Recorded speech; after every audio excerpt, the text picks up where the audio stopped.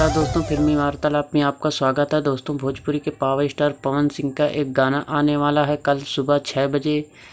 गाने का नाम है लाइटर। दोस्तों, इस गाने का टीजर को रिलीज कर दिया गया है, जो कि बहुत शानदार टीजर है। आप लोगों को बता दूं कि इस गाने को लिखे हैं मनीष राज और म्यूजिक है इसमें आर्या शर्मा का, और गाए हैं इसको भोजपुरी के पावर स्टार पवन सिंह और शिल्पी राज।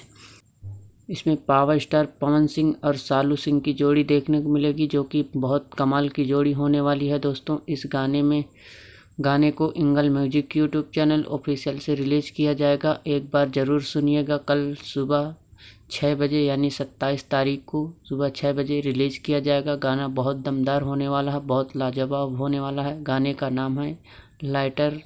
दोस्तों, एक बार ज़रूर सुनिएगा, और वीडियो अच्छी लगी हो तो वीडियो को लाइक कर देना, और चैनल पर पहली बार आए हैं तो चैनल को ज़रूर सब्सक्राइब कर लेना।